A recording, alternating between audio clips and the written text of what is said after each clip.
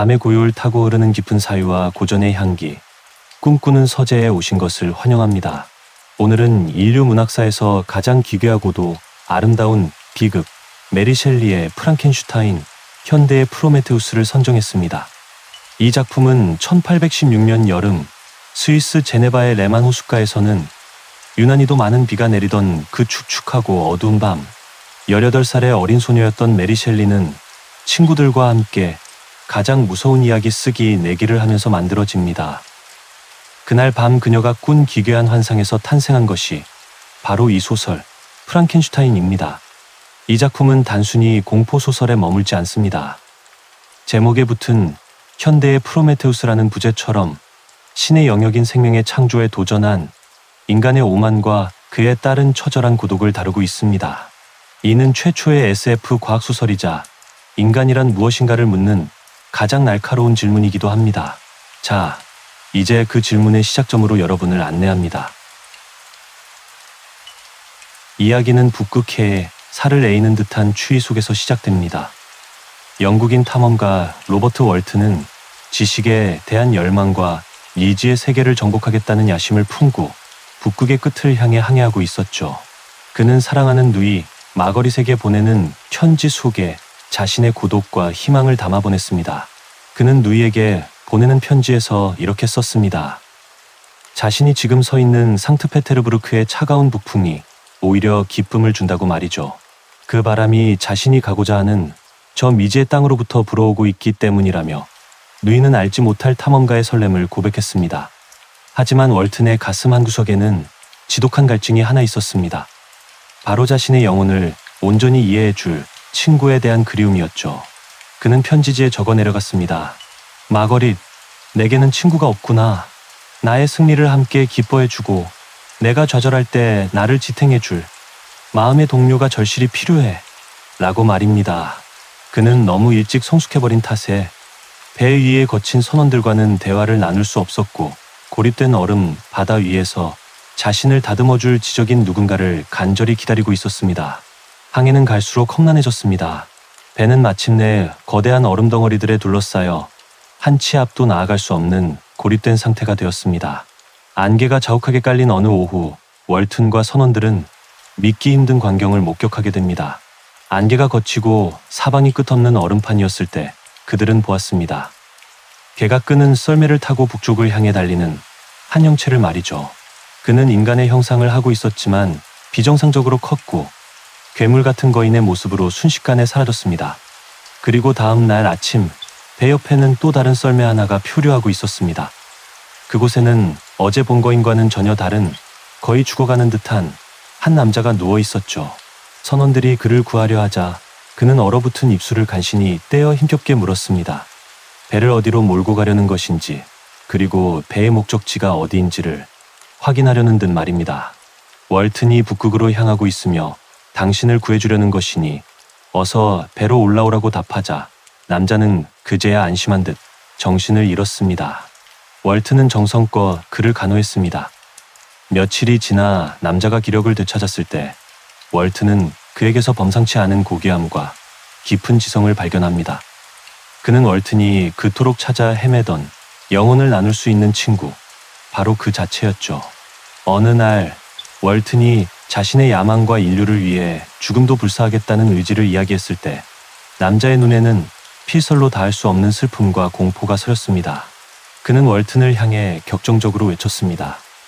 불행한 사람, 당신은 미쳤군요. 당신도 저와 같은 독배를 마셔야 하는군요. 라고 말이죠. 그는 월튼이 지식을 얻기 위해 모든 것을 거는 그 위험한 길을 가는 것을 보며 자신의 파멸을 떠올린 것입니다. 그 창백한 얼굴의 이방인 빅터 프랑켄슈타인은 결심한 듯 월튼의 눈을 바라보았습니다. 그리고 자신의 이야기를 들려주겠다고 말했습니다. 자신의 야망이 낳은 그 끔찍한 파멸을 보라고 자신이 겪은 그 저주받은 창조의 기록을 당신의 경고로 삼으라고 말입니다. 빅터 프랑켄슈타인의 가문은 스위스 제네바에서 대대로 공직을 맡아온 명망 높은 가문이었습니다. 그의 아버지는 평생을 정직과 공정함으로 일관하며 시민들의 존경을 한 몸에 받았던 분이었고 어머니 카롤린은 불행한 처지에서도 고결함을 잃지 않았던 강인한 여성이었죠. 빅터는 이토록 훌륭한 부모님 밑에서 넘치는 사랑을 받으며 세상의 어두운 구석은 전혀 모른 채 찬란한 유년 시절을 보냈습니다. 빅터는 훗날 월튼에게 자신의 어린 시절을 회상하며 이렇게 말했습니다. 부모님이 자신을 대할 때 보여주었던 그 세심한 친절과 보살핌은 마치 우주 전체가 자신을 위해 존재하고 있다는 착각이 들 정도로 완벽했다고요. 그리고 그 평화로운 가정에 새로운 빛이 스며듭니다. 바로 엘리자베스 라벤자였습니다. 이탈리아 여행 중에 아버지가 데려온 이 소녀는 황금빛 머리카락과 맑은 눈동자를 가진 천사 같은 아이였습니다. 가난한 농가에서 유독 이질적인 고귀함을 풍기던 엘리자베스를 본 빅터의 어머니는 단번에 그녀를 양딸로 삼기로 결심했죠. 어머니는 어린 빅터의 손을 잡고 엘리자베스를 가리키며 말씀하셨습니다. 빅터, 너를 위해 준비한 아주 예쁜 선물이란다. 내일이면 이 아이는 내 것이 될 거야.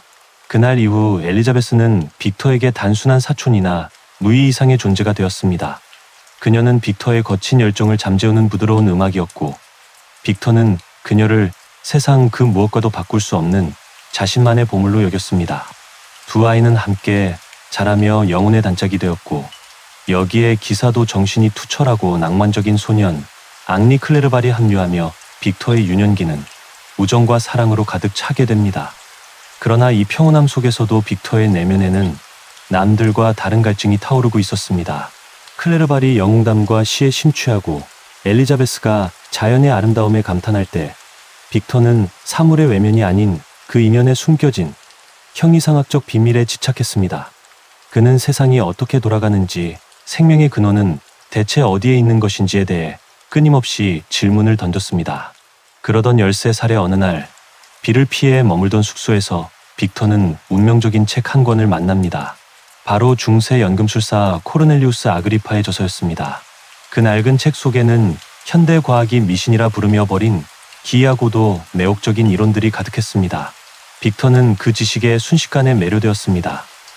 아버지는 그 책을 훑어보더니 빅터, 이건 아무짝에도 쓸모없는 슬픈 쓰레기란다 라고 가볍게 넘기셨지만 금지된 지식에 대한 열망은 소년의 심장을 더욱 뜨겁게 달구었습니다.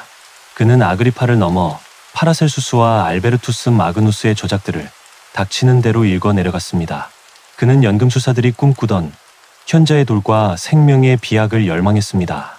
재물보다는 인간의 육체에서 질병을 몰아내고 죽음이라는 냉혹한 그림자를 지워버릴 수 있는 불멸의 권능을 원했습니다. 그는 홀로 어두운 방 안에서 고대의 유령들을 불러내듯 낡은 지식의 무덤을 파헤치며 자연의 은밀한 입구를 찾으려 애썼습니다.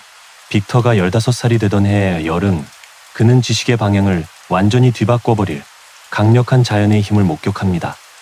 무시무시한 폭풍우가 몰아치던 밤, 정원에 서 있던 거대한 참나무 위로 벼락이 내리쳤습니다. 눈부신 성광과 함께 굉음이 울려 퍼졌고, 다음날 아침 그가 본 것은 형체도 없이 박살나 시커멓게 타버린 나무의 잔해였습니다. 단단했던 참나무를 단숨에 가루로 만들어버린 그 가공할 전기에너지 앞에서 빅터는 전율했습니다. 그 옆에 있던 박식한 신사는 전기와 갈바니즘의 원리에 대해 설명해 주었습니다. 그 순간 빅터가 공들여 쌓아 올렸던 연금술의 성전은 허망하게 무너져 내렸습니다. 그는 자신의 스승들이었던 고대의 현자들이 얼마나 무력한 존재였는지 깨닫고 깊은 허무에 빠졌습니다. 훗날 빅터는 이 순간을 떠올리며 그것이 자신을 파멸로부터 지키려 했던 수호천사의 마지막 경고였다고 회고했습니다. 만약 그때 그가 자연과학의 평범한 길에 안주했다면, 혹은 그 허무함 속에서 학문을 영영 포기했다면 그의 운명은 달라졌을지도 모릅니다. 하지만 운명은 비극의 톱니바퀴를 멈추지 않았습니다. 빅터가 잉골슈타트 대학으로 떠나기 직전 프랑켄슈타인 가문에 첫 번째 비극이 찾아옵니다. 엘리자베스가 성흉열에 걸린 것이 발단이었습니다.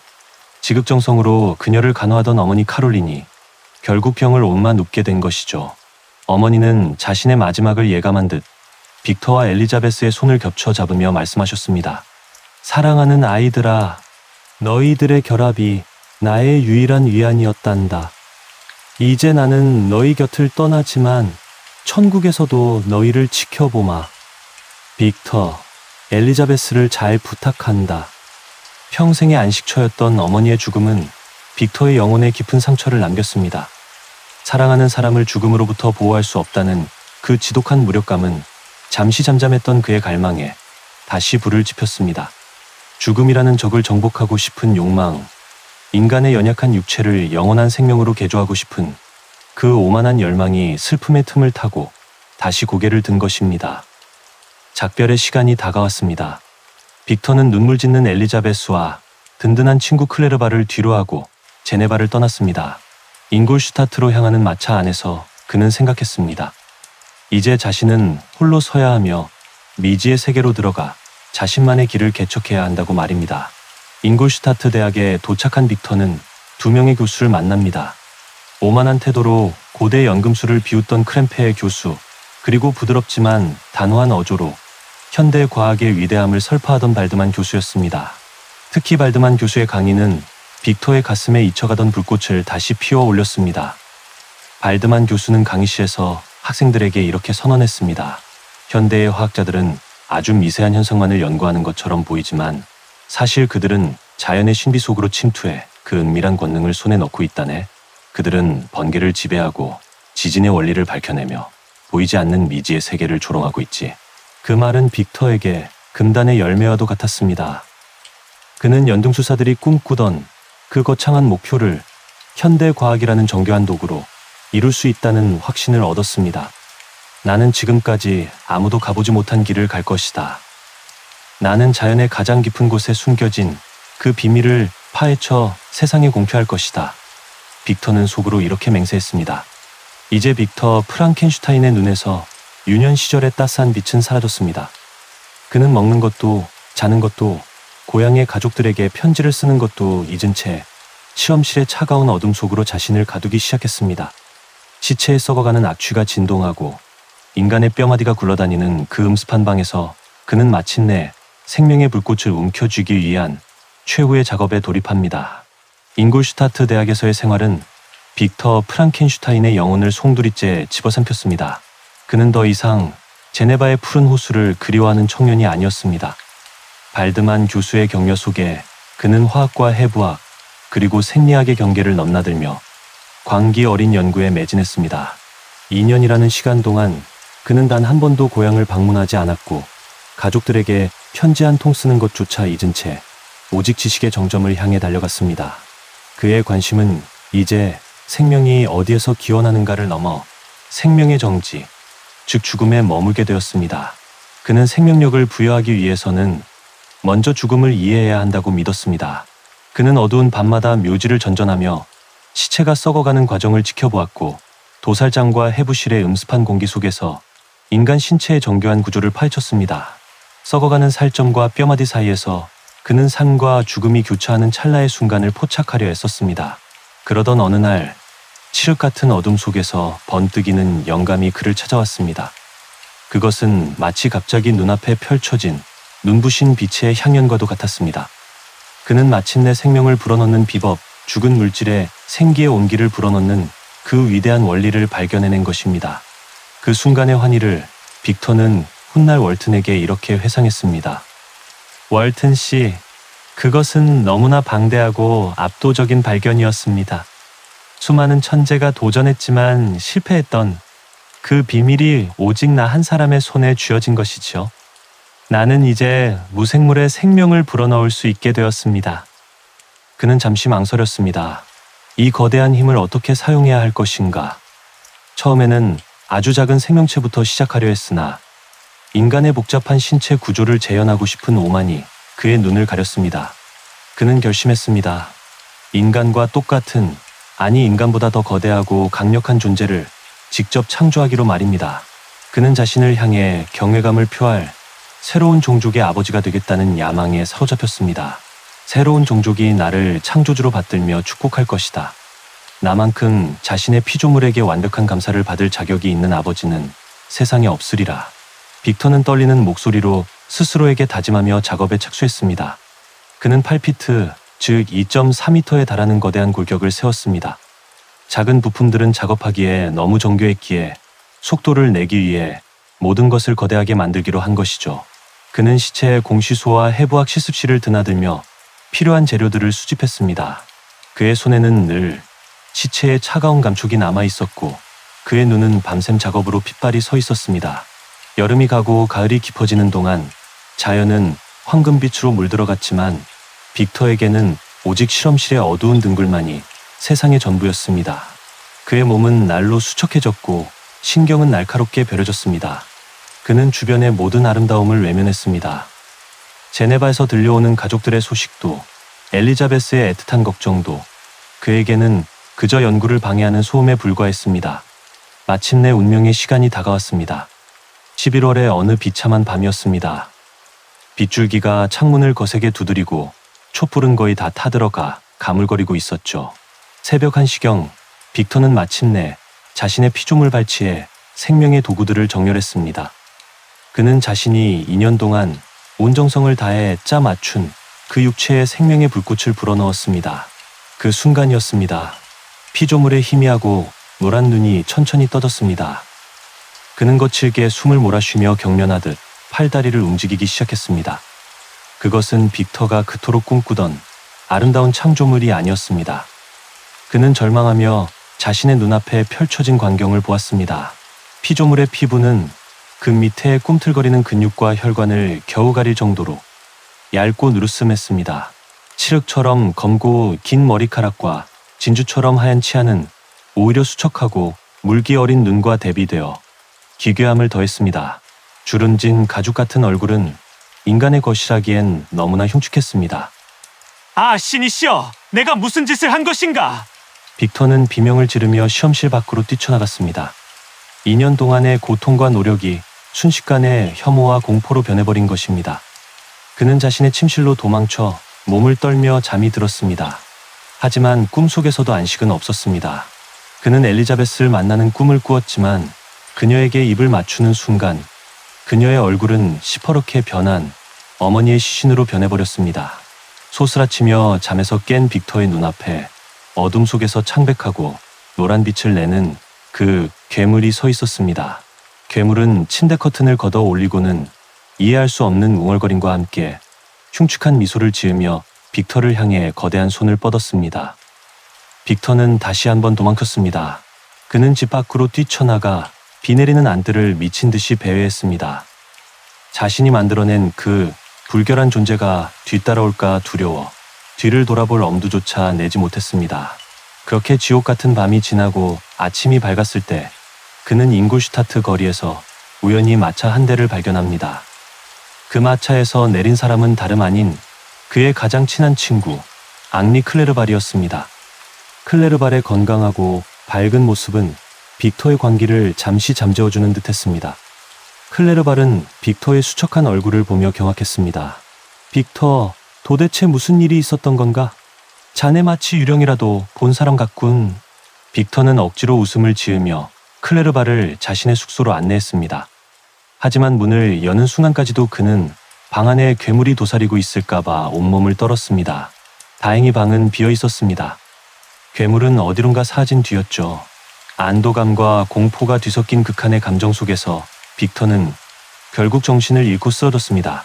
그렇게 빅터 프랑켄슈타인의 영광스러운 창조는 잔인한 공포로 끝이 났습니다. 그는 수개월 동안 고열과 환각에 시달리며 생사의 기로를 넘나들었습니다. 클레르발의 헌신적인 간호 덕분에 간신히 기력을 되찾았지만 그는 알지 못했습니다. 자신이 버리고 떠난 그 피조물이 세상 어딘가에서 창조주를 향한 원망에 눈을 뜨고 있다는 사실을 말입니다. 앙리 클레르발의 헌신적인 간호 덕분에 빅터 프랑켄슈타인은 수개월간 이어졌던 지독한 열병의 늪에서 간신히 빠져나올 수 있었습니다. 죽음의 문턱까지 갔던 그는 이듬해 봄의 따스한 햇살을 받으며 비로소 기력을 회복하기 시작했죠.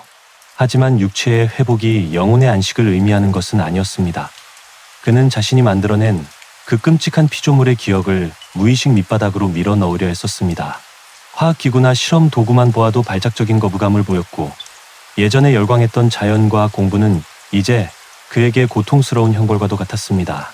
이런 빅터를 지켜보던 클레르발은 묵묵히 그를 도왔습니다. 그는 빅터가 과학 대신 언어와 문학의 세계에서 위안을 찾도록 이끌었습니다. 두 사람은 함께 동양의 고전어와 시를 공부하며 마음의 평온을 되찾으려 노력했습니다. 훗날 빅터는 이 시기를 회상하며 클레르발의 우정이 아니었다면 자신의 정신은 영영 무너졌을 것이라고 말했습니다. 그는 마치 다시 어린 시절로 돌아간 듯 순수한 문학의 즐거움 속에서 잠시나마 과거의 악몽을 잊을 수 있었습니다. 그러던 어느 날 빅터에게 제네바에 있는 엘리자베스로부터 편지 한 통이 도착합니다. 편지 속에는 그녀의 정성 어린 안부와 함께 집안의 소소한 소식들이 담겨 있었습니다. 아버지는 건강하시고 어린 동생 윌리엄은 몰라보게 자라 온 집안의 귀염둥이가 되었다는 이야기, 그리고 가문에 들어온 선량한 하녀 유스틴 모리츠의 소식까지. 편지를 읽는 동안 빅터의 마음에는 고향의 따스한 공기가 불어오는 듯했습니다. 그는 엘리자베스에게 곧 집으로 돌아가겠다는 답장을 보내며 2년간의 광기 어린 고립에서 벗어나 다시 평범한 인간의 삶으로 복귀하겠다는 희망을 품었습니다. 18년 5월 잉골슈타트의 숲이 풀어질 무렵 빅터는 클레르발과 함께 대학 주변을 산책하며 마음의 안정을 완전히 되찾은 듯 보였습니다. 자연은 다시금 아름다워 보였고 공기는 상쾌했습니다. 하지만 운명의 여신은 그가 누리는 이 짧은 평화를 가만히 지켜보고만 있지 않았습니다. 즐거운 산책을 마치고 돌아온 빅터에게 아버지 알폰소 프랑켄슈타인이 보낸 긴급한 편지가 전달됩니다. 편지의 첫 줄을 읽는 순간 빅터의 손은 바르르 떨리기 시작했습니다. 나의 사랑하는 빅터야, 이 편지를 읽는 내 마음이 얼마나 무거울지 짐작조차 할 수 없구나. 하지만 내게 이 사실을 알려야만 하는 내 심정은 찢어지는 듯하단다. 우리의 어린 동생 윌리엄이 죽었다. 아니, 살해당했단다. 아버지는 떨리는 필체로 참혹한 소식을 전했습니다. 온 가족이 산책을 나갔던 어느 저녁 윌리엄이 사라졌고 다음 날 아침 아이의 시신이 숲속에서 발견되었다는 것이었습니다. 범인은 아이의 목에 선명한 압박의 흔적을 남겼고 무엇보다 아이가 목에 걸고 있던 어머니의 초상화가 든 펜던트가 사라졌다고 적혀 있었습니다. 아버지는 절규하듯 덧붙였습니다. 오너라, 빅터야. 와서 이 불행한 아비와 엘리자베스를 위로해 주려무나 복수의 마음보다는 사랑의 마음으로 우리 곁에 와다오. 빅터는 즉시 제네바를 향해 떠났습니다. 마차를 타고 고향으로 향하는 길은 고통 그 자체였습니다. 풍경은 2년 전과 다름없었지만 그의 마음은 이미 지옥으로 변해 있었습니다. 그는 자신이 저지른 창조라는 죄악과 동생의 죽음 사이에 어떤 불길한 연결고리가 있는 것은 아닌지 의심하기 시작했습니다. 제네바 경계에 도착했을 때 날은 이미 어두워져 있었습니다. 성문은 닫혔고 그는 호수를 가로질러 배를 타고 고향 마을인 델리브로 향해야 했습니다. 그때였습니다. 갑자기 하늘이 어두워지더니 무시무시한 폭풍우가 몰아치기 시작했습니다. 번개가 칠 때마다 쥐라 산맥에 험준한 능선이 파랗게 빛났고 천둥 소리는 대지를 뒤흔들었습니다. 폭풍이 절정에 달했을 때 거대한 번개 한 번이 근처의 숲을 대낮처럼 밝게 비추었습니다. 그리고 그 찰나의 순간 빅터는 보았습니다. 나무 그림자 사이로 우뚝 솟아있는 비정상적으로 거대한 형체를 말입니다. 인간이라고는 믿기지 않는 거대한 덩치, 그리고 기괴한 움직임. 그것은 2년 전 그 비참한 밤 시험시에서 사라졌던 바로 그 괴물이었습니다. 괴물은 번개와 함께 나타났다 사라지기를 반복하며 절벽 위를 놀라운 속도로 기어올랐습니다.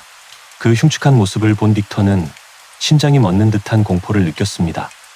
동시에 온몸에 피가 차갑게 식는 것을 느꼈죠. 아, 저 존재구나. 저 악마 같은 피조물이 나의 무고한 동생을 죽인 것이 틀림없다. 빅터는 절규했습니다. 자신이 잉골슈타트의 어두운 방에서 빚어낸 그 존재가 이제 자신의 고향까지 찾아와 사랑하는 가족의 목숨을 앗아갔다는 사실을 깨달은 것입니다. 괴물은 어둠 속으로 사라졌지만 빅터의 마음속에는 이제 지울 수 없는 확신과 증오가 자리 잡았습니다. 다음 날 아침 빅터는 마침내 집에 도착했습니다. 하지만 그를 기다리고 있던 것은 동생의 죽음뿐만이 아니었습니다. 더 잔인한 운명이 그를 기다리고 있었죠. 집안의 모두가 믿고 의지했던 선량한 하녀 유스틴 모리츠가 윌리엄을 살해한 범인으로 지목되어 감옥에 갇혀 있었던 것입니다. 사라졌던 펜던트가 그녀의 주머니에서 발견되었다는 것이 결정적인 증거였습니다. 진실을 알고 있는 것은 오직 빅터 한 사람뿐이었습니다. 하지만 그는 입을 뗄 수 없었습니다.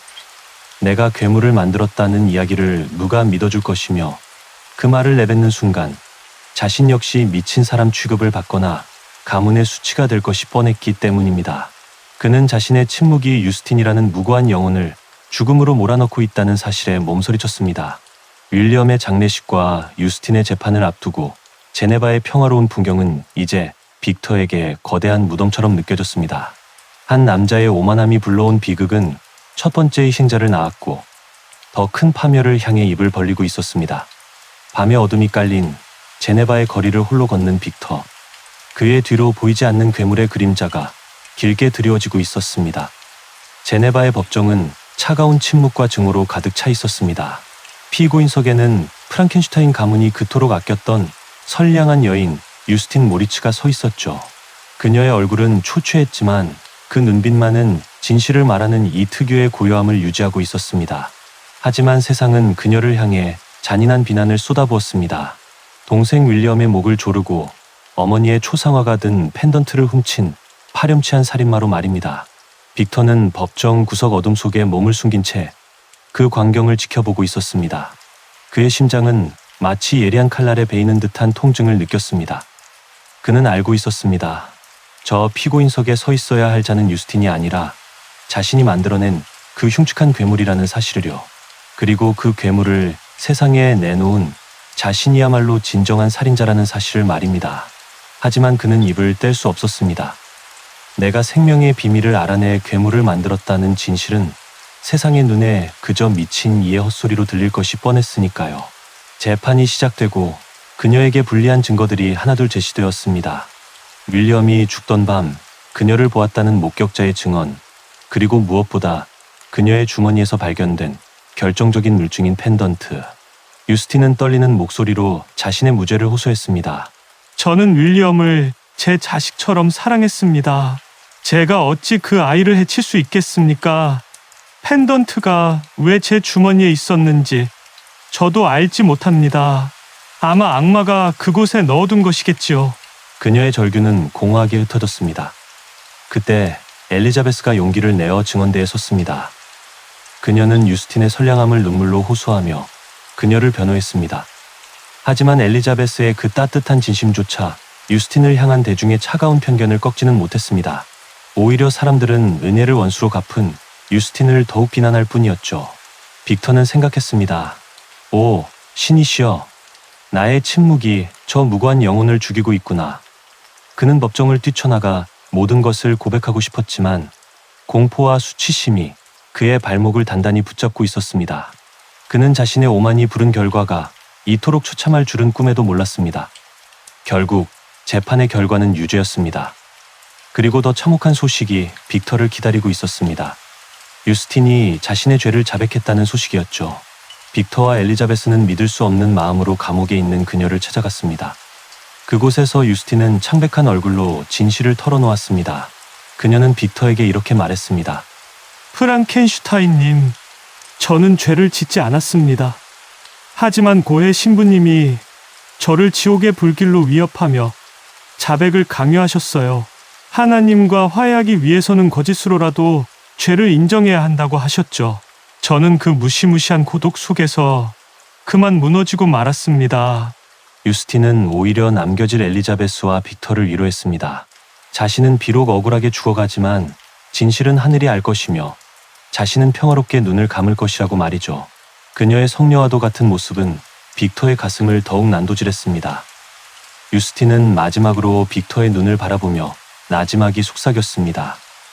울지 마세요. 저는 이제 고통 없는 곳으로 갑니다. 하지만 살아남은 당신들의 삶이 더 걱정되는군요. 다음날 아침 차가운 공기를 가르며 유스틴 모리츠는 교수대로 향했습니다. 제네바의 하늘은 무심하리만큼 맑았고 세상은 한 명의 무고한 여인이 사라지는 것에 아무런 관심이 없는 듯했습니다. 그녀의 숨이 멎는 순간 빅터는 자신의 영혼 속에서 무언가 영원히 부서져 내리는 소리를 들었습니다. 동생 윌리엄과 유스틴, 두 명의 무고한 생명이 자신의 손에 묻은 피가 되어 돌아왔습니다.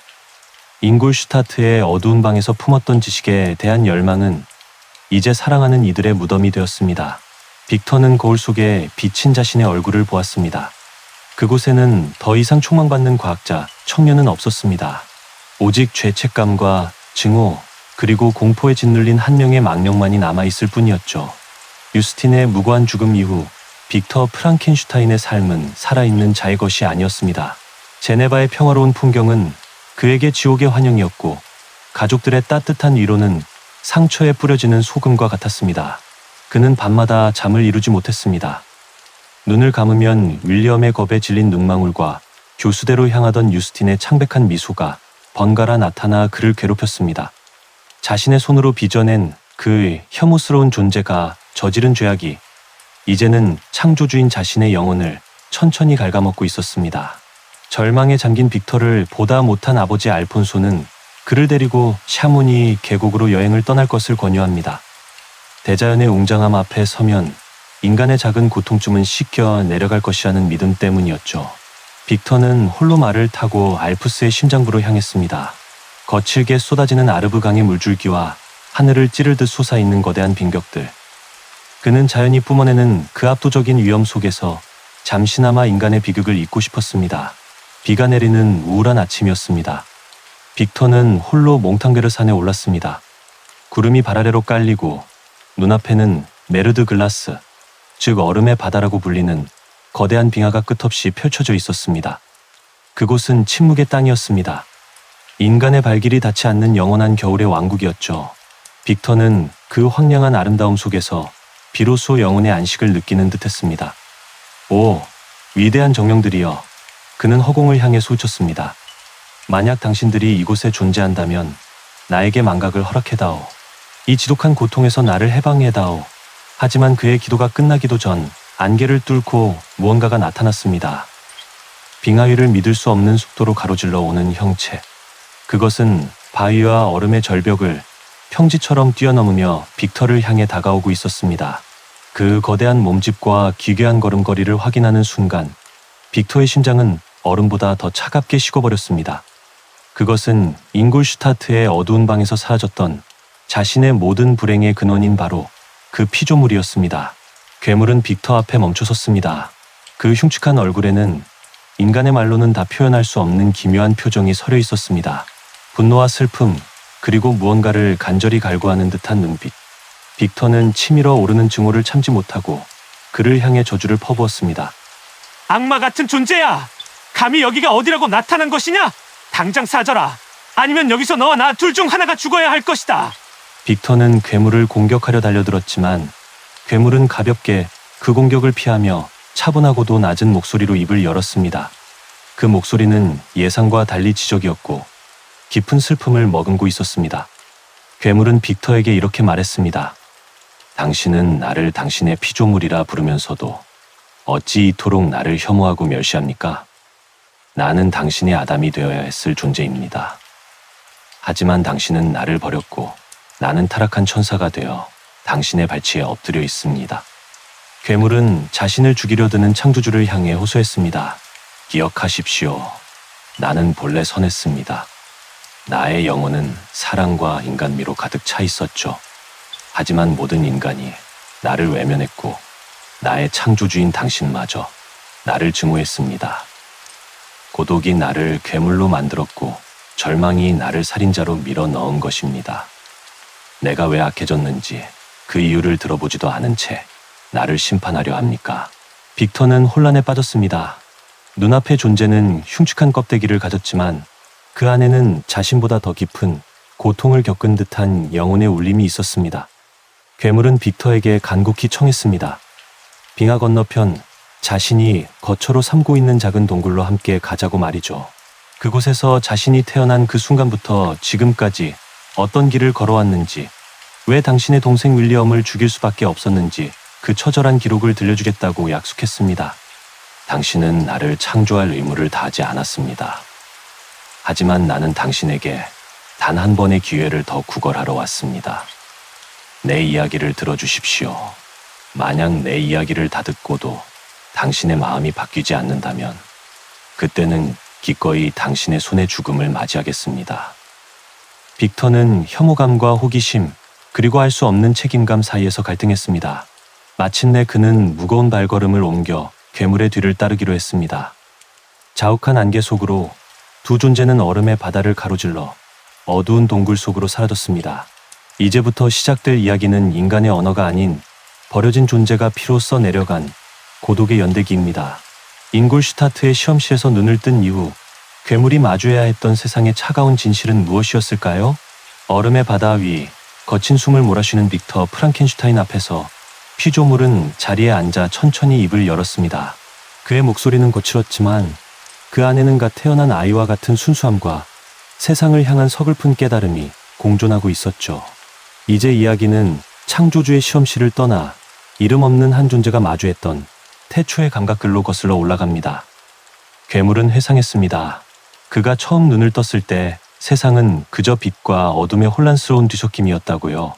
그는 자신이 누구인지 어디서 왔는지 알지 못한 채 잉골슈타트 인근의 숲속으로 숨어들었습니다. 눈을 찌르는 태양빛은 고통스러웠고 밤의 어둠은 차가웠습니다. 그는 배고픔과 목마름이라는 본능적인 고통에 눈물 찌며 숲을 헤매었습니다. 그러던 어느 날 밤 그는 하늘에 떠오른 은은한 달빛을 보았습니다. 그는 그 빛을 보며 이유 모를 경외감을 느꼈고 그 빛이 비추는 숲의 그림자 속에서 비로소 안식을 찾았습니다. 그는 숲의 소리에 귀를 기울였습니다. 새들의 노랫소리는 감미로웠고 시냇물의 물소리는 목마른 그에게 생명의 소리였습니다. 그는 새들의 소리를 흉내내보려 했지만 자신의 입에서 나온 것은 짐승의 포효보다도 거친 기괴한 소음뿐이었죠. 그는 겁에 질려 다시 침묵했습니다. 그에게 세상은 너무나 아름다웠지만 자신은 그 아름다움에 속하지 못하는 이물질 같았습니다. 그러던 어느 날 그는 숲속에서 버려진 모닥불을 발견하게 됩니다. 인간들이 남기고 간 그 붉은 꽃은 그에게 놀라운 경험을 선사했습니다. 불에 손을 넣었을 때 타는 듯한 고통, 그리고 적당한 거리에서 느껴지는 포근한 온기. 그는 불이 가진 양면성을 배우며 나뭇가지를 넣어 불을 살리는 법을 익혔습니다. 불이야말로 자연이 준 가장 고귀한 선물이구나. 그는 그렇게 생각하며 어두운 밤 불꽃이 만들어내는 그림자를 친구 삼아 고독을 견뎠습니다. 하지만 식량이 바닥나자 그는 숲을 벗어나야만 했습니다. 그는 처음으로 인간의 거처를 마주했습니다. 어느 작은 오두막, 그곳에서 한 노인이 아침 식사를 준비하고 있었죠. 괴물은 반가운 마음에 문을 열고 들어섰지만 노인은 그를 보자마자 비명을 지르며 도망쳤습니다. 괴물은 당황했습니다. 자신이 무엇을 잘못했는지 알 수 없었으니까요. 그는 근처 마을로 향했습니다. 하지만 그곳에서 기다리고 있던 것은 더욱 가혹한 현실이었습니다. 아이들은 울음을 터뜨렸고 어른들은 돌을 던지며 그를 향해 저주를 퍼부었습니다. 그들에게 그는 그저 공포의 대상이자 파괴해야 할 괴물일 뿐이었습니다. 온몸에 상처를 입고 마을 밖으로 쫓겨난 그는 깨달았습니다. 인간의 세상은 자신에게 허락되지 않은 땅이라는 사실을요. 비에 젖은 몸을 이끌고 그는 어느 한적한 벌판에 있는 작은 오두막집 옆 버려진 헛간을 발견했습니다. 몸 하나 겨우 눕힐 수 있는 좁고 습한 공간이었지만 그곳은 세상으로부터 그를 지켜줄 유일한 요새가 되었습니다. 벽 틈새로 새어나오는 작은 빗줄기를 따라 옆집을 훔쳐보던 그는 그곳에서 평생 잊지 못할 광경을 목격합니다. 젊은 남자와 여자, 그리고 눈먼 노인. 그들은 가난했지만 서로를 지탱하며 살아가고 있었습니다. 남자는 나무를 베어오고 여자는 집안일을 돌보며 저녁이면 노인에게 책을 읽어주거나 악기를 연주해 주었죠. 괴물은 그들의 모습에서 자신이 한 번도 느껴보지 못한 사랑이라는 감정을 보았습니다. 그들은 서로의 눈을 맞추며 미소 지었고 슬픔마저 함께 나누고 있었습니다. 괴물은 그들의 이름이 펠릭스와 아가사, 그리고 그들의 아버지라는 것을 알게 되었습니다. 그는 틈새를 통해 그들이 나누는 대화를 엿들으며 인간의 언어를 배우기 시작했습니다. 우유, 빵, 나무, 그리고 사랑.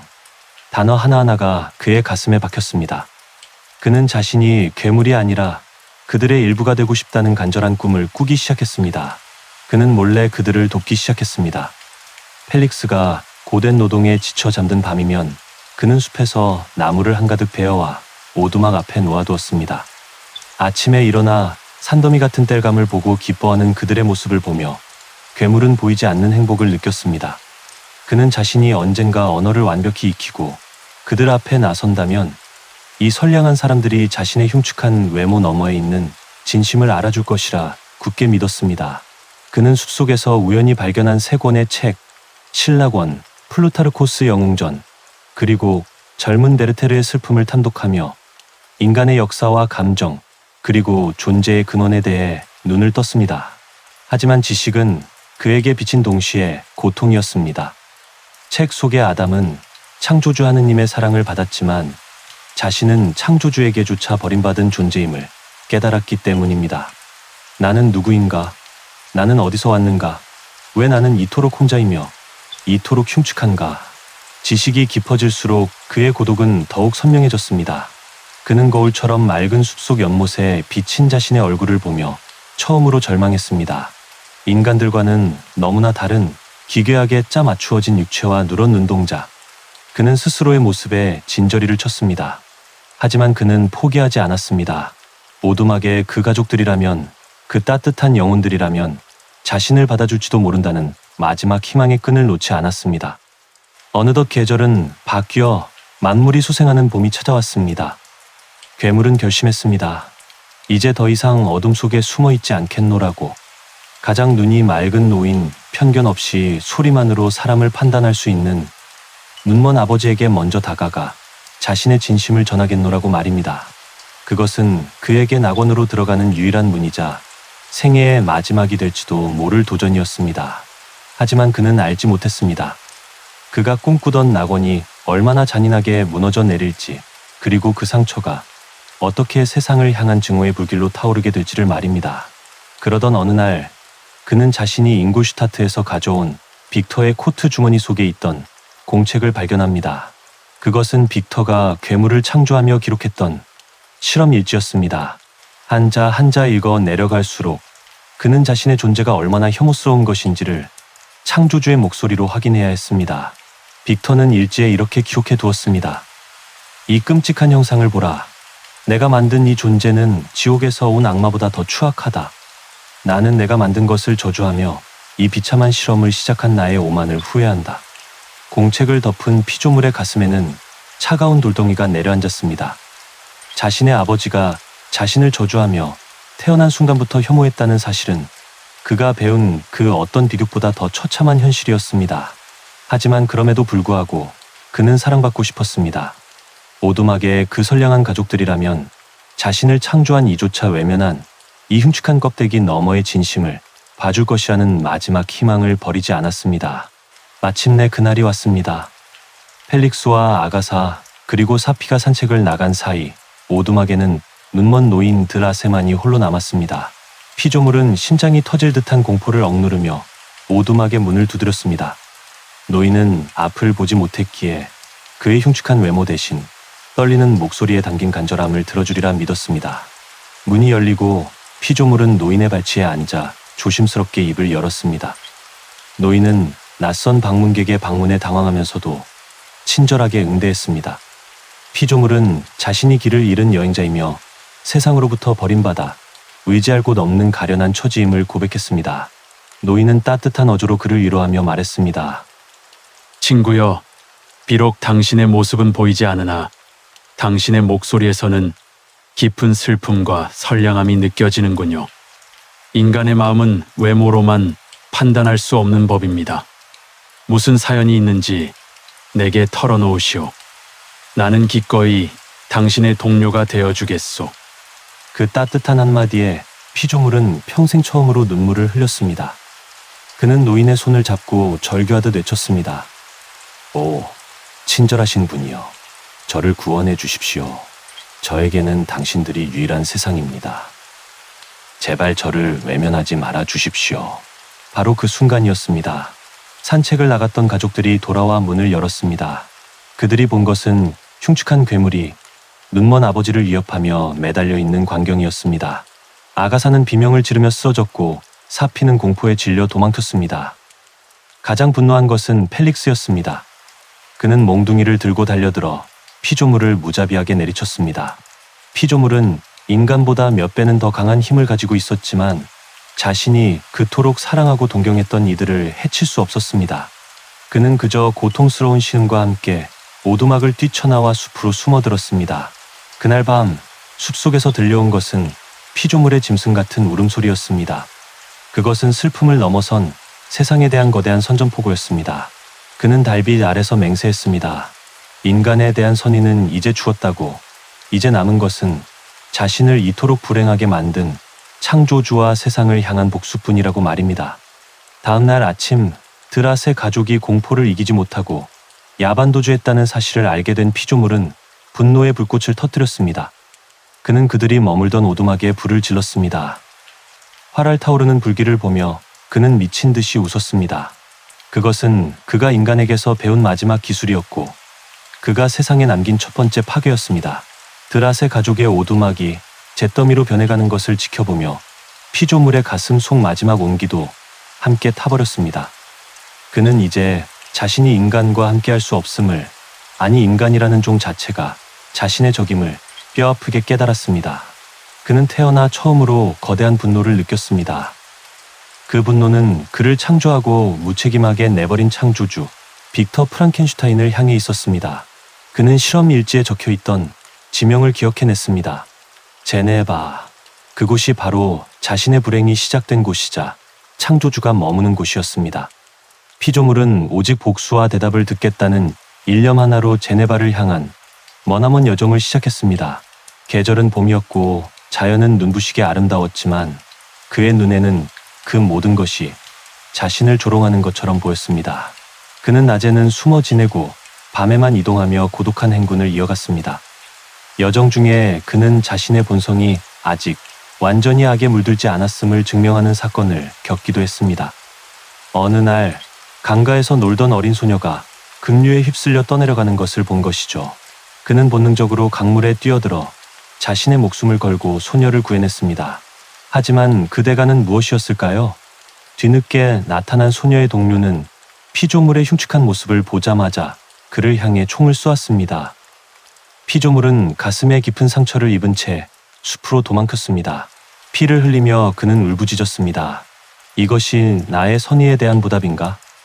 인간을 사랑하려 했던 대가가 고작 이 차가운 납탄이란 말인가? 그 순간 그의 마음속에 남아있던 마지막 자비의 불꽃이 꺼졌습니다. 그는 인간을 향한 영원한 전쟁을 선포했습니다. 고통은 그를 더욱 강인하게 만들었고 증오는 그를 더욱 잔인하게 변화시켰습니다. 마침내 그는 제네바 근교에 도착했습니다. 숲속에서 휴식을 취하던 그의 눈앞에 한 어린 소년이 나타났습니다. 피조물은 문득 이런 생각을 했습니다. 이 아이는 아직 어린이 어른들의 편견에 물들지 않았을지도 몰라. 이 아이를 납치해 나만의 친구로 키울 수 있다면 나는 더 이상 외롭지 않을 텐데.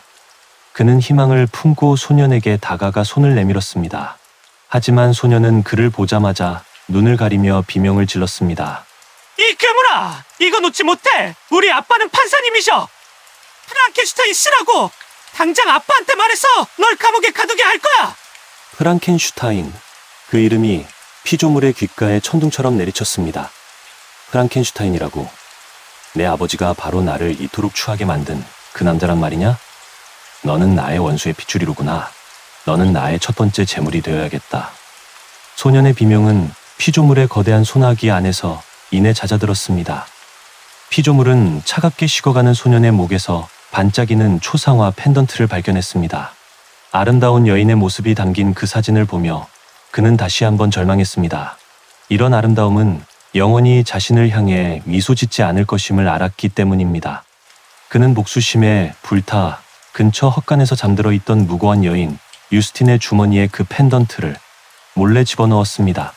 자신과 같은 불행을 인간들에게도 맛보여주고 싶다는 일그러진 욕망이었습니다. 이야기를 마친 피조물은 다시금 빙하 위에서 빅터를 응시했습니다. 그의 눈에는 증오와 갈망이 뒤섞여 있었습니다. 그는 다시 한번 창조주에게 호소했습니다. 보십시오, 프랑켄슈타인. 이것이 당신이 만든 피조물의 삶입니다. 나는 사랑받지 못해 악마가 되었습니다. 나를 구원할 수 있는 유일한 사람은 당신뿐입니다. 빅터는 공포와 혐오 속에서도 그가 겪은 고통의 무게에 압도되었습니다. 피조물은 빅터에게 최후의 요구를 던졌습니다. 나와 똑같이 흉측한 모습의 반려자를 만들어 주십시오. 내가 사랑을 나눌 수 있는 단 한 존재만 있다면 나는 인간 세상을 영원히 떠나 남미의 거대한 밀림 속으로 사라지겠습니다. 다시는 당신의 눈앞에 나타나지 않을 것이며 인간의 피를 묻히지도 않겠습니다. 이것은 나의 마지막 권리이자 당신이 지어야 할 마지막 책임입니다. 피조물은 덧붙였습니다. 만약 이 요구마저 거절한다면 나는 당신의 남은 가족들을 하나하나 파괴할 것입니다. 당신이 죽음보다 더한 고통 속에서 울부짖을 때까지 나는 당신의 그림자가 되어 따라다닐 것입니다. 자, 대답하십시오. 나에게 연민을 베풀어 반려자를 만들어 주겠습니까? 아니면 이 피의 전쟁을 계속하겠습니까? 빅터는 갈등했습니다.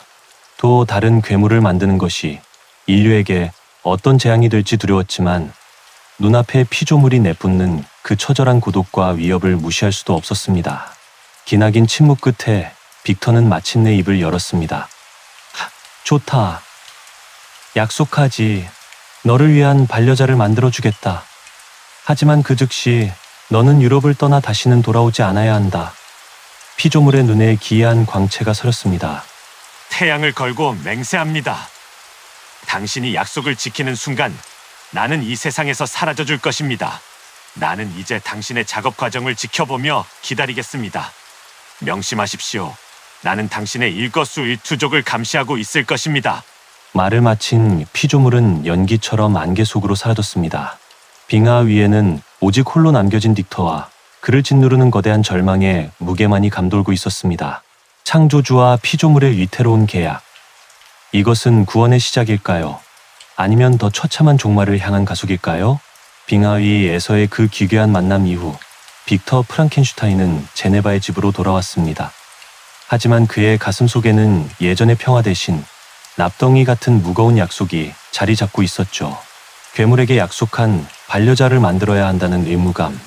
그것은 빅터에게 있어 또 다른 지옥의 문을 여는 것과 다름없었습니다. 그는 매일같이 서재에 틀어박혀 고뇌했습니다. 새로운 피조물을 만드는 작업은 잉골슈타트에서 겪었던 그 끔찍한 혐오감을 다시 마주해야 하는 일이었으니까요. 이런 딕터를 지켜보던 아버지 알폰소는 아들의 깊은 우울을 걱정했습니다. 아버지는 빅터가 엘리자베스와의 결혼을 망설이는 것이라 오해하고 조심스럽게 입을 열었습니다. 빅터야, 너와 엘리자베스의 결혼은 돌아가신 내 어머니의 마지막 소원이자 이 아비의 유일한 기쁨이란다. 혹시 다른 누군가를 마음에 두고 있는 것이 아니라면 이제 그 결실을 보아야 하지 않겠니? 그 말에 빅터는 온몸에 소름이 돋는 것을 느꼈습니다. 살인마 괴물이 내 결혼식 날 밤에 함께하겠다고 위협하는 상황에서 사랑하는 엘리자베스를 사지로 몰아넣을 수는 없었기 때문입니다. 그는 떨리는 목소리로 아버지에게 답했습니다. 아직 공부할 것이 남았으며 영국으로 건너가 당대의 학자들과 교류하며 마음을 정리할 시간이 필요하다고요. 그는 속으로 생각했습니다.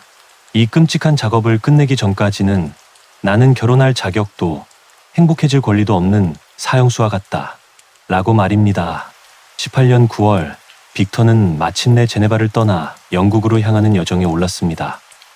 이번 여정에는 그의 가장 소중한 친구, 앙리 클레르발이 동행했습니다. 클레르발은 마치 꿈을 꾸는 소년처럼 들떠 있었습니다. 그는 눈앞에 펼쳐지는 라인강의 웅장한 물줄기와 고색창연한 성곽들을 보며 자연의 위대함에 경탄했습니다. 그는 빅터에게 외쳤습니다. 보게, 빅터, 저 산과들을. 인간이 어찌 이토록 아름다운 세상에서 불행할 수 있단 말인가. 나는 지금 이 순간 살아있다는 사실만으로도 가슴이 벅차오르네. 하지만 그 곁에 선 빅터의 눈에는 그 어떤 풍경도 들어오지 않았습니다. 클레르발이 자연의 생동감을 온몸으로 받아들일 때 빅터는 자신의 그림자 속에 숨어있는 괴물의 시선을 느끼며 몸서리쳤습니다. 빅터는 훗날 이 순간을 떠올리며 월튼에게 이렇게 고백했습니다. 클레르발은 인류의 가장 아름다운 면을 상징하는 존재였습니다.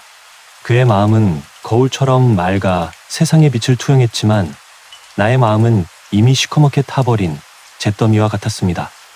나는 그의 순수한 기쁨을 보며 오히려 나의 죄악을 뼈저리게 되새길 뿐이었습니다. 두 사람은 네덜란드를 거쳐 마침내 안개의 도시 런던에 도착했습니다.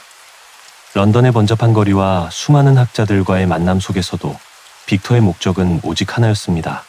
새로운 피조물을 만드는 데 필요한 최신 지식과 재료들을 수집하는 것이었죠.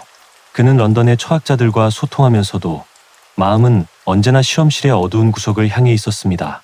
빅터는 클레르발의 눈을 피해 남몰래 작업을 위한 도구들을 하나둘 모으기 시작했습니다. 그것은 마치 자신의 수의를 직접 짜는 일과 같았습니다. 그는 클레르발이 친구들과 어울려 즐거운 시간을 보낼 때 홀로 방에 틀어박혀 자신이 가져온 그 저주받은 재료들을 만지작거렸습니다. 겨울이 지나고 봄이 찾아올 무렵 두 사람은 옥스퍼드와 윈저를 거쳐 스코틀랜드로 향했습니다. 여행이 길어질수록 빅터의 불안은 극에 달했습니다. 괴물이 약속을 지키지 않는 자신을 감시하고 있을 것이라는 공포, 그리고 만약 자신이 작업을 완수하지 못했을 때 벌어질 끔찍한 보복에 대한 생각 때문이었습니다. 스코틀랜드의 황량하고 웅장한 풍경 속에서 클레르발은 여전히 감동에 젖어 있었지만 빅터는 이제 그와 헤어져야 할 때임을 직감했습니다. 그는 클레르발에게 잠시 홀로 여행하고 싶다는 뜻을 전했습니다. 친구의 건강을 걱정하는 클레르발에게 빅터는 억진 미소를 지어 보이며 말했습니다. 앙리, 자네는 이곳의 아름다움을 충분히 즐기게나. 나는 잠시 조용한 곳에서 내 공부를 마무리하고 오겠네. 곧 다시 만나세.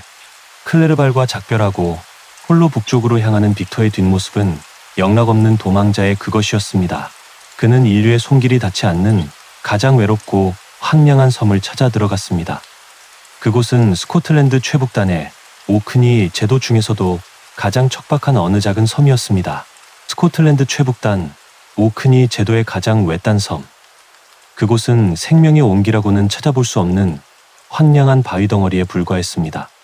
빅터 프랑켄슈타인은 그곳에 허물어져가는 오두막 한 채를 빌려 다시 한번 불결한 작업에 돌입했습니다.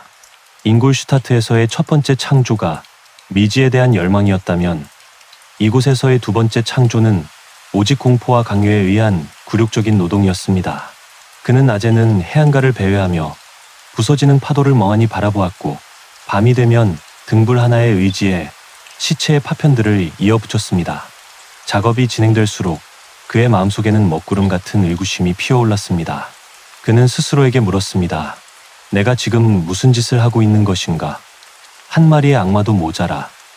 이제 또 다른 악마를 세상에 내놓으려 하는가? 빅터는 생각에 잠겼습니다. 비록 지금의 피조물은 인간을 떠나 은둔하겠다고 맹세했지만 새로 태어날 그녀는 어떨까요? 그녀는 그와 함께 밀림으로 떠나겠다는 약속에 동의하지 않을지도 모릅니다. 혹은 두 존재가 서로를 증오하게 될지도 모르죠. 무엇보다 끔찍한 가정은 이들이 결합하여 악마의 종족을 번성시켜 인류의 생존 자체를 위협하게 되는 시나리오였습니다. 빅터는 자신의 안위와 가족의 안전을 위해 인류 전체를 위험에 빠뜨리는 배신자가 될 수는 없다고 느꼈습니다. 달빛이 창백하게 비치는 어느 날 밤이었습니다. 빅터는 오두막의 작은 창가 옆에서 작업에 열중하고 있었습니다. 두 번째 피조물은 이제 거의 완성 단계에 이르러 있었죠. 그때 그는 알 수 없는 한기를 느끼며 고개를 들었습니다. 오두막의 유리창 너머 은은한 달빛 아래 한 형체가 서 있었습니다. 그것은 바로 그 괴물이었습니다. 괴물은 빅터의 일거수일투족을 감시하며 자신의 반려자가 완성되기를 기다리고 있었던 것이죠. 괴물의 얼굴에는 기괴한 희망과 함께 창조주를 향한 섬뜩한 갈망이 서려 있었습니다. 그 노란 눈동자와 마주친 순간 빅터의 가슴 속에서 억눌려 있던 분노와 혐오가 폭발했습니다. 안 돼! 결코 이런 일은 일어나선 안 된다! 빅터는 괴물이 보는 앞에서 자신이 공들여 만든 그 반쯤 완성된 육체를 갈갈이 찢어버리기 시작했습니다. 생명의 온기가 돌기 직전의 살덩이들이 바닥에 흩어졌고 빅터의 손은 피와 오물로 얼룩졌습니다. 창밖에서 이를 지켜보던 괴물은 짐승 같은 울부짖음을 내뱉으며 어둠 속으로 사라졌습니다. 잠시 후 고요해진 오두막의 문이 거칠게 열렸습니다. 괴물이 방 안으로 들어온 것이었습니다. 그의 목소리는 분노로 떨리고 있었고 그 안에는 모든 희망을 잃은 자의 서늘한 증오가 담겨 있었습니다. 괴물은 빅터에게 물었습니다. 당신은 나의 행복을 파괴했소. 당신은 창조주의 의무를 저버렸고 나에게 약속했던 유일한 위안을 짓밟았소. 내가 겪은 그 지독한 고독을 당신은 단 한 번이라도 이해하려 했단 말이오. 빅터는 물러서지 않았습니다. 그는 괴물을 향해 외쳤습니다. 사악한 악마야. 너의 위협에 굴복해 또 다른 괴물을 만드는 죄를 범하느니 차라리 죽음을 택하겠다. 너와 너의 반려자가 세상을 파괴하도록 내버려 두지 않을 것이다. 괴물은 차갑게 미소 지었습니다. 그것은 죽음보다 더한 복수를 예고하는 악마의 미소였습니다.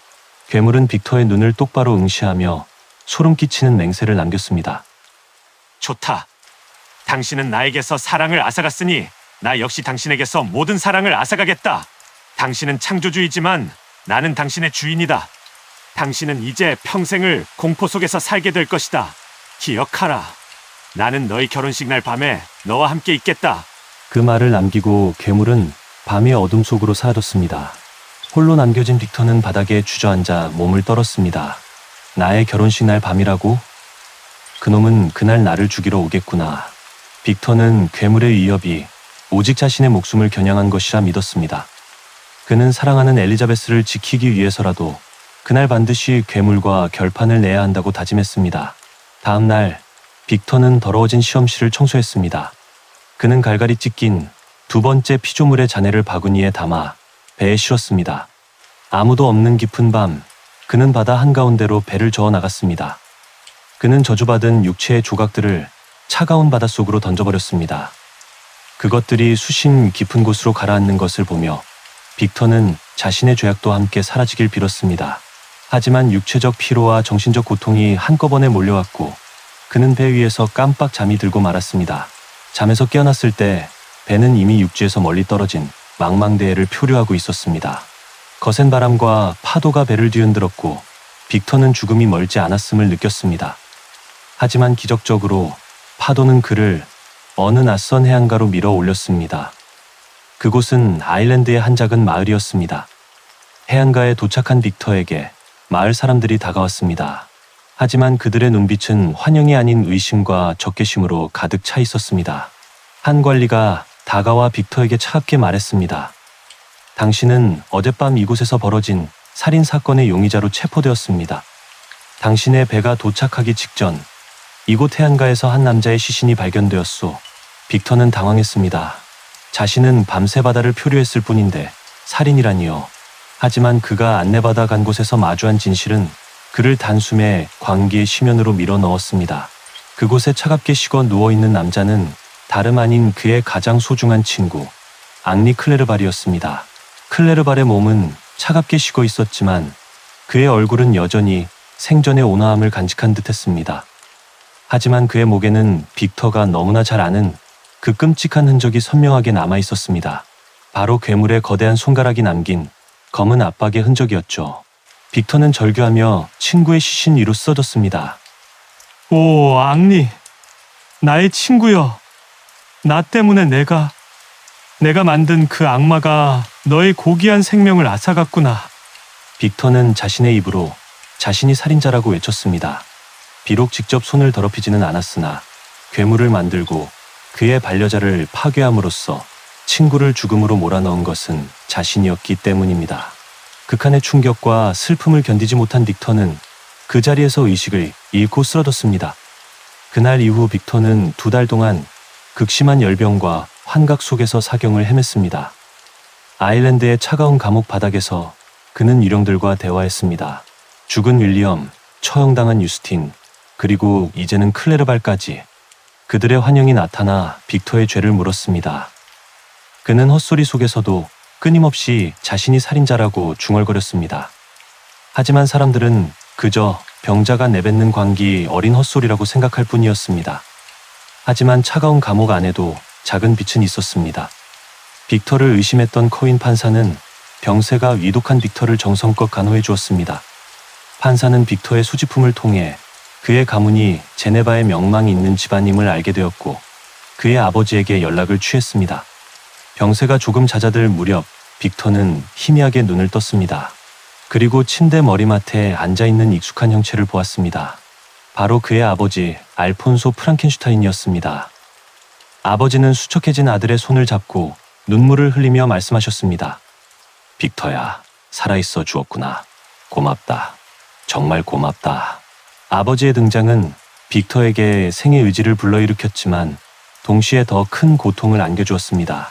친구의 죽음을 아버지에게 어떻게 설명해야 할지, 그리고 앞으로 닥쳐올 괴물의 복수를 어떻게 막아야 할지 막막했기 때문입니다. 하지만 아버지는 아들을 다독이며 이제 모든 것이 괜찮아질 것이라고 위로했습니다. 얼마 후 빅터의 살인 혐의에 대한 재판이 열렸습니다. 다행히도 빅터가 오크니 제도에 머물렀던 기록과 클레르발이 살해당하던 시각에 그가 바다 위에 있었다는 사실이 증명되면서 그는 무죄로 풀려나게 됩니다. 법적으로는 자유의 몸이 되었지만 빅터의 마음은 여전히 죄책감이라는 보이지 않는 창살 속에 갇혀 있었습니다. 그는 아버지와 함께 다시 고향 제네바로 향하는 길에 올랐습니다. 파리를 거쳐 고향으로 돌아가는 마차 안에서 아버지는 빅터에게 엘리자베스와의 결혼을 서두르자고 제안했습니다. 아들이 사랑하는 여인과 가정을 꾸리면 이 지독한 우울증에서 벗어날 수 있을 것이라 믿었기 때문입니다. 하지만 빅터의 머릿속에는 괴물의 마지막 경고가 천둥처럼 울리고 있었습니다. 나는 너의 결혼식 날 밤에 너와 함께 있겠다. 빅터는 이 경고가 자신의 죽음을 의미한다고 확신했습니다. 그는 생각했습니다. 그래, 결혼식 날 밤 그 괴물과 결판을 내자. 내가 죽든 그가 죽든 이 지옥 같은 연쇄를 끝내야 한다. 그는 엘리자베스에게 편지를 썼습니다. 엘리자베스, 나의 사랑. 우리 사이에는 내가 말하지 못한 무시무시한 비밀이 하나 있소. 하지만 우리가 결혼한 다음 날 나는 당신에게 모든 것을 털어놓겠소. 그 전까지는 나를 믿고 기다려주길 바라오. 그것은 자신의 죽음을 예견한 남자의 비장한 약속이었습니다. 빅터는 자신이 죽고 나면 괴물이 복수를 멈추고 엘리자베스는 안전할 것이라 믿었습니다. 하지만 그는 알지 못했습니다. 괴물의 증오가 겨냥하고 있는 것은 창조주의 목숨이 아니라 그가 가진 마지막 행복이었다는 사실을요. 아일랜드의 차가운 감옥에서 벗어나 고향 제네바로 돌아온 빅터 프랑켄슈타인에게 세상은 더 이상 예전의 빛을 띠지 않았습니다. 친구 앙리 클레르발의 시신을 가슴에 묻은 채 돌아온 집에는 여전히 자신을 믿고 기다려준 아버지와 엘리자베스가 있었죠. 하지만 빅터의 가슴 속에는 그 어떤 위로로도 꺼뜨릴 수 없는 공포의 불길이 타오르고 있었습니다.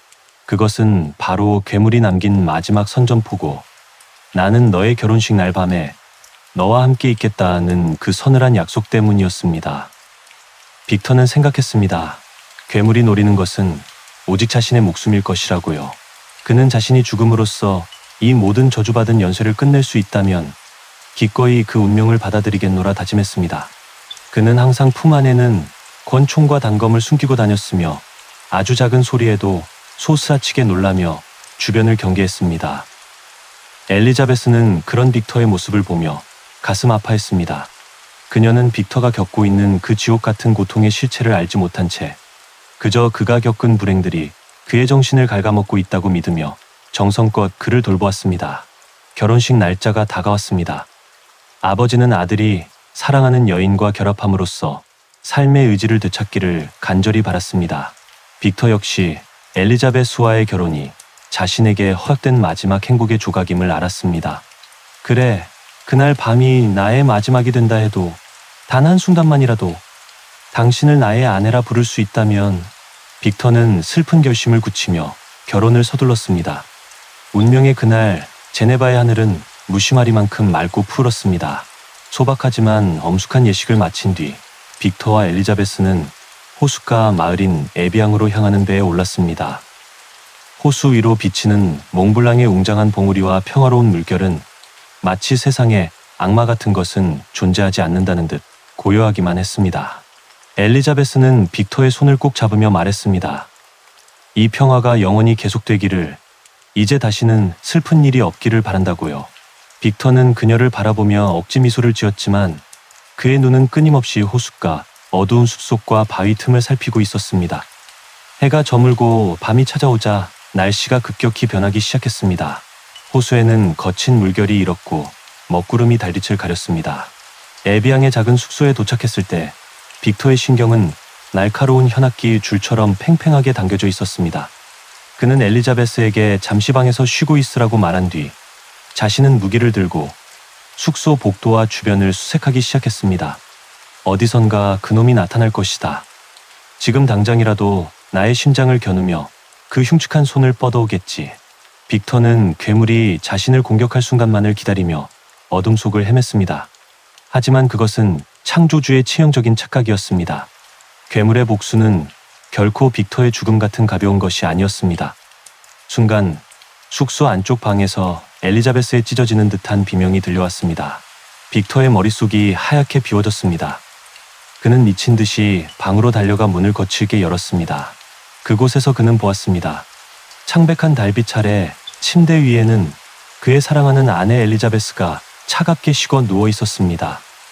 그녀의 목에는 그가 너무나 잘 아는 괴물의 거대한 손가락이 남긴 검은 압박의 흔적이 선명하게 남아 있었죠. 빅터는 절규하며 그녀의 시신 위로 쓰러졌습니다. 괴물은 빅터의 목숨을 빼앗으려 한 것이 아니었습니다. 그는 빅터가 가진 가장 소중한 것을 앗아감으로써 빅터를 자신과 똑같은 고독의 심연으로 밀어 넣으려 했던 것입니다. 빅터가 고개를 들었을 때 열린 창가 너머로 괴물의 모습이 보였습니다. 괴물은 흉측한 미소를 지으며 자신의 창조주를 조롱하듯 바라보다가 순식간에 호수 속 어둠으로 사라졌습니다. 비극은 여기서 멈추지 않았습니다. 이 소식을 전해 들은 빅터의 아버지 알폰소 프랑켄슈타인은 그 충격을 견디지 못했습니다. 평생을 명예롭고 선량하게 살아온 노인은 자식들의 연이은 죽음 앞에서 삶의 끈을 놓아버렸습니다. 아버지는 빅터의 품 안에서 눈을 감았습니다. 이제 빅터의 곁에는 그가 사랑했던 그 누구도 남아있지 않았습니다. 윌리엄, 유스틴, 클레르발, 엘리자베스, 그리고 아버지까지. 잉골슈타트의 어두운 방에서 시작된 그 오만한 지적 호기심이 결국 자신의 온 세상을 무덤으로 만들어버린 것입니다. 빅터는 제네바의 어두운 방에 홀로 앉아 있었습니다. 그는 더 이상 울지 않았습니다. 그의 눈동자에는 슬픔 대신 타오르는 증오와 단 하나의 목적만이 남았습니다. 그것은 바로 괴물을 끝까지 추적하여 그 존재를 이 세상에서 완전히 지워버리는 것이었습니다. 내가 너를 창조했으니 이제 내가 너를 파괴하겠다. 우리의 이 비극적인 연쇄는 오직 우리 둘 중 하나가 영원히 잠들 때만 끝날 것이다. 모든 것을 잃은 자의 가슴에는 더 이상 눈물이 머물 자리가 없었습니다. 엘리자베스와 아버지 그리고 사랑했던 모든 이들을 차가운 흙 속에 묻고 난 뒤 빅터 프랑켄슈타인의 영혼을 지탱하는 것은 오직 단 하나, 시퍼렇게 날이 선 복수라는 이름의 칼날뿐이었습니다. 그는 더 이상 공포에 떨지 않았습니다. 이제 그에게 죽음은 두려움의 대상이 아니라 괴물을 처단한 뒤 비로소 얻게 될 안식의 다른 이름이었기 때문입니다. 빅터는 가족들이 잠든 묘지를 찾았습니다. 차가운 달빛이 무덤가에 들이운 어느 밤, 그는 무덤 앞에 무릎을 꿇고 땅을 치며 맹세했습니다. 오, 밤의 정령들이여! 그리고 여기 잠든 사랑하는 영혼들이여! 내가 맹세하노니 나를 창조한 태양이 꺼지기 전까지 나는 저 악마를 쫓을 것이다. 내 손으로 저 비참한 피조물의 목숨을 거두고 나 역시 너희 곁으로 돌아가리라. 그때였습니다. 고요한 무덤과 어둠 속에서 소름 끼치도록 기괴하고 낮은 웃음소리가 들려왔습니다. 마치 빅터의 고통을 즐기기라도 하듯 바람을 타고 들려온 괴물의 목소리는 차갑게 속삭였습니다. 기쁘구나, 창조주여. 이제야 당신은 살아야 할 이유를 찾았군. 당신은 결코 나를 벗어날 수 없을 것이다. 그날 이후 인류 역사상 가장 처절하고도 긴 추격전이 시작되었습니다. 빅터는 제네바를 떠나 괴물이 남긴 흔적을 쫓아 유럽의 경계를 넘었습니다. 괴물은 결코 멀리 달아나지 않았습니다. 그는 때때로 나무에 글귀를 새기거나 바위에 메시지를 남겨 빅터를 조롱했습니다. 나를 따라와라, 나의 원수여. 아직 우리의 대결은 끝나지 않았다. 라는 도발적인 문구들은 빅터의 지친 몸에 다시금 증오의 불길을 지폈습니다. 추격은 지중해를 건너고 흑해를 지나 광활한 타타르 대평원과 러시아의 설원으로 이어졌습니다. 환경은 갈수록 가혹해졌고 식량은 바닥을 드러냈습니다. 하지만 기이하게도 빅터는 죽지 않았습니다. 괴물은 자신이 겪었던 고독을 창조주에게 똑같이 맛보여주기 위해 빅터가 굶어 죽지 않도록 짐승의 고기를 길목에 놓아두거나 길을 안내하는 치밀함을 보였습니다. 창조주와 피조물 두 존재는 이제 증오라는 가장 단단한 사슬로 묶인 채 서로의 존재를 통해서만 생명을 유지하는 기괴한 공생관계로 변해갔습니다. 계절이 바뀌고 공기가 얼어붙기 시작했을 때 그들은 마침내 인류의 손길이 닿지 않는 영원한 겨울의 땅, 러시아의 북부 끝자락에 도달했습니다. 빅터는 개가 끄는 썰매를 구입했습니다. 얼어붙은 바다, 그 끝을 알 수 없는 빙하 위로 괴물의 썰매에 자국이 선명하게 나 있었습니다. 빅터는 훗날 월튼에게 이 추격의 나날들을 회상하며 말했습니다. 월튼 씨, 당신은 상상할 수 없을 겁니다. 영하의 추위 속에서 오직 복수라는 온기 하나로 버티며 얼음판을 달리는 그 기분을 말입니다. 나는 잠들 때마다 꿈속에서 죽은 가족들을 만났고 깨어나면 다시 그 악마를 쫓았습니다. 나에게 낮의 현실은 지옥이었고 밤의 꿈만이 유일한 안식처였습니다. 추격전은 마침내 북극해의 거대한 얼음 대지 위에서 절정에 달했습니다. 빅터는 멀리 얼음 지평선 끝에서 괴물의 거대한 형체가 썰매를 타고 질주하는 것을 보았습니다. 그들의 거리는 이제 고작 수백 미터에 불과했습니다. 빅터는 온 힘을 다해 소리쳤습니다. 거기 서라. 이 악마야. 이제 우리의 끝이 다가왔다. 하지만 바로 그 순간 거대한 천둥 소리와 함께 발밑의 얼음 대지가 갈라지기 시작했습니다. 북극의 거센 조류가 얼음판을 조각냈고 빅터와 괴물 사이에는 거대한 바닷길이 열렸습니다. 괴물은 부서진 얼음판을 타고 북쪽 더 깊은 어둠 속으로 멀어져 갔고 빅터는 조각난 빙하 위에 고립된 채 망망대해를 표류하게 되었습니다. 썰매 개들은 하나둘 죽어갔고 빅터의 육체 역시 한계에 도달했습니다. 그는 차가운 얼음 위에 누워 하늘을 바라보았습니다. 오, 신이시여. 이대로 저 악마를 놓쳐야 합니까? 나의 복수는 여기서 멈춰야 하는 것입니까? 의식이 희미해지던 순간 빅터의 눈앞에 거대한 배 한 척의 실루엣이 나타났습니다. 바로 로버트 월튼 선장의 탐험선이었습니다. 그렇게 이야기는 다시 시작점으로 돌아옵니다.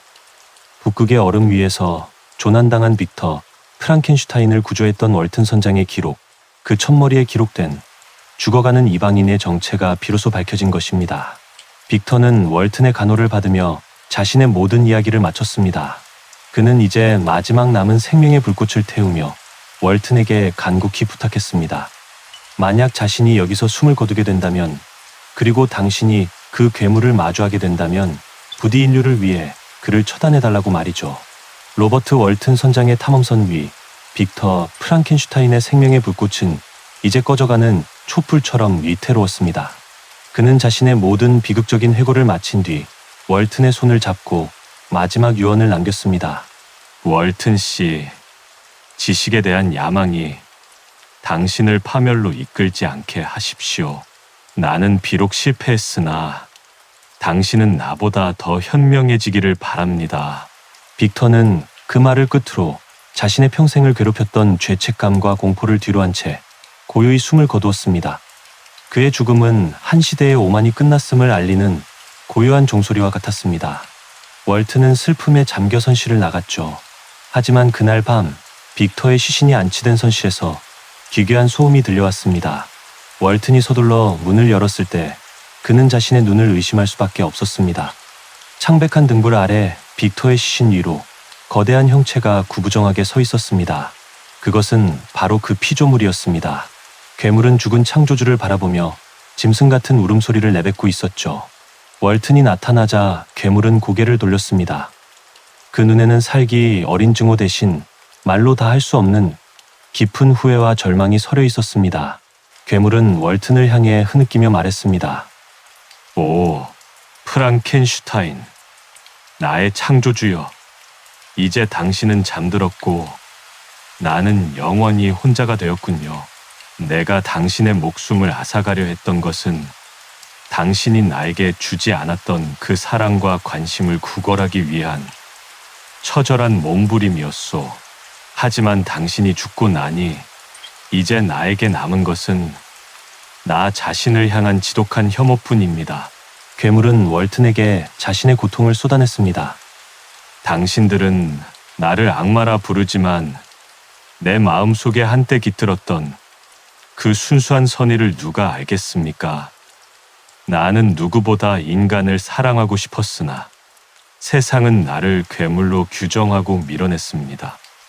타락한 천사조차 동료가 있었거늘 나는 창조주에게조차 저주받은 유일한 존재였습니다. 이제 복수는 끝났습니다. 하지만 그 끝에 남은 것은 승리가 아니라 텅 빈 공동뿐이군요. 괴물은 선실 창밖으로 펼쳐진 끝없는 얼음 벌판을 바라보았습니다. 그의 목소리는 이제 초월적인 평온함을 머금고 있었습니다. 나는 이제 이 배를 떠나 북극의 가장 끝으로 갈 것입니다. 그곳에서 거대한 장작 더미를 쌓고 이 저주받은 육신을 태워버릴 것입니다. 나를 만든 그 불꽃이 다시 나를 거두어가게 하겠소. 다시는 인류의 눈앞에 나라는 불행한 흔적이 남지 않도록.